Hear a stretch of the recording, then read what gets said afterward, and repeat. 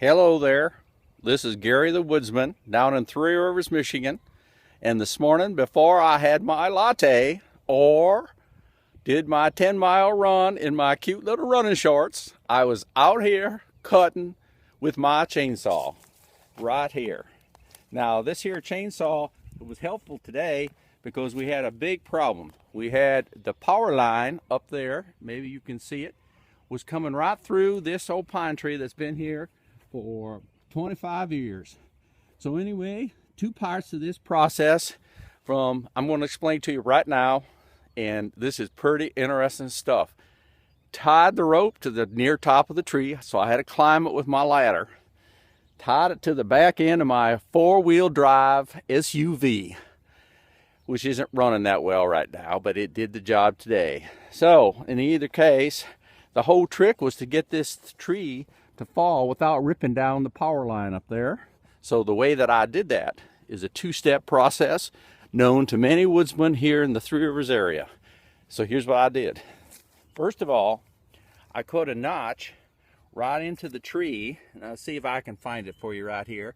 For those of you, this is not something you probably want to try down in your house in Texas or California, or maybe even down in Asheville. You just kind of cut the notch in the direction you're going to have the tree fall. Now I got tension on it from my truck, and then I get behind it with my chainsaw and I start cutting down until that tree starts moving.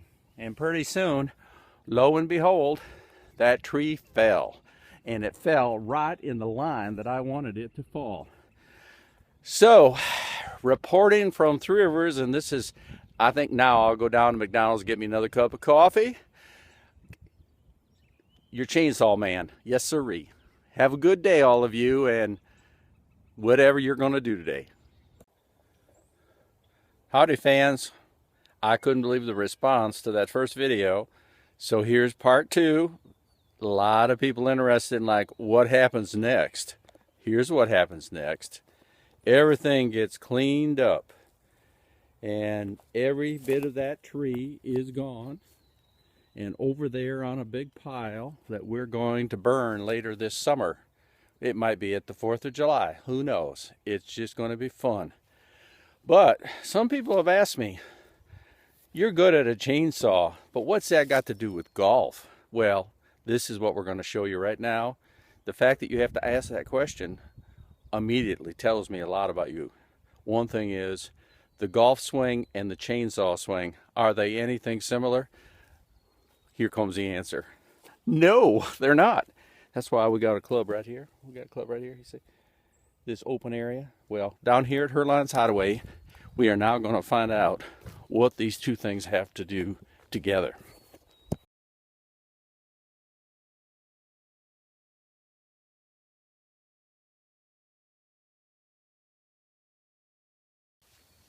Here I am again. We're kind of out on the course at Herlines Hideaway, and you may at first say, where is the course? But then the second question might be, there's so much water here.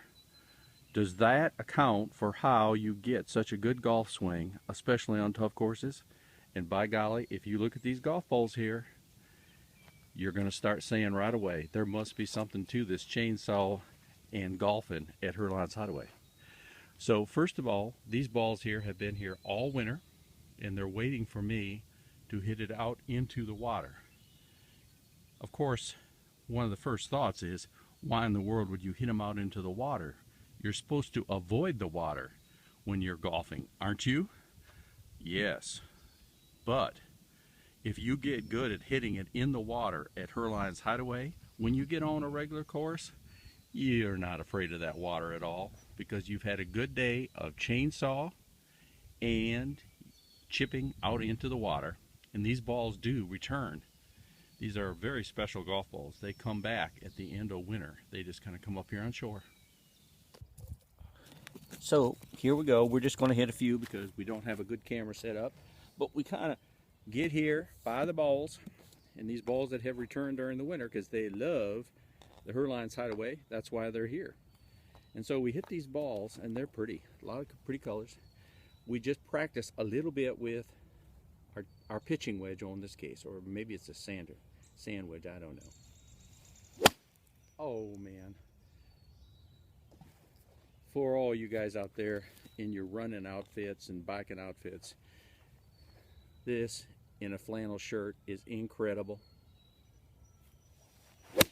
Oh my gosh. Okay. That one was too good. Perfect. You're probably hearing the splash. Well, that's the end of the show. We're going to go at the end of the day. We got a clean area. Got to get our chainsaw. We're going to do a little work at the front of the property. That's it, folks.